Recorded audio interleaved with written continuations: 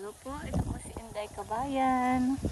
Ang taas ng tubig ng Cagayan River, the longest river in the Philippines.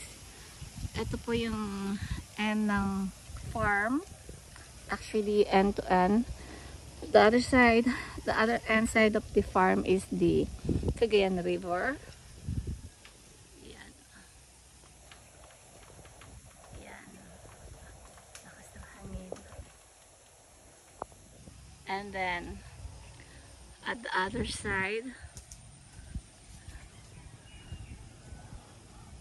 is the main highway.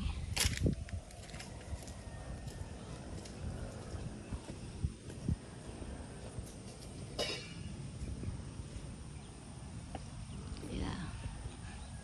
I-zoom po natin. Yan po yung the other side. The other end side of the farm is the main highway.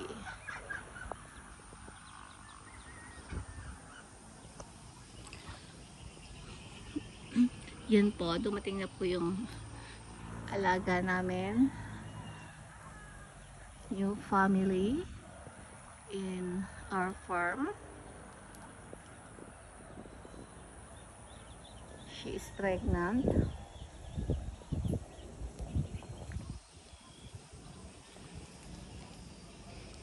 So, unti-unti pong dinidevelop ang Havan Farm sa abot ng aming makakaya. Then, yan, nagtanim na po kami ng mga fruit bearings. Yan po.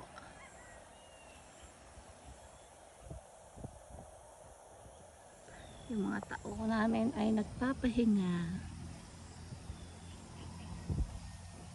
Yan po si Don Juanito. Yan, my father dear. Hindi pa kami nagpapatanim ng palay or corn kasi may constructions pa. At hindi pa rin kami nagpapalagay ng mga isda sa fish pond dahil medyo busy pa. So yun po yung mga pinatanim po na mga fruit bearings sa itong site na to. Yan. Andiyan ang kay Mito, Duhat, Chico, Santol, Langka, Siniguelas, yung mga prutas na hindi ko na nakikita. So, pinatanim ko. Avocado, yeah. So, okay.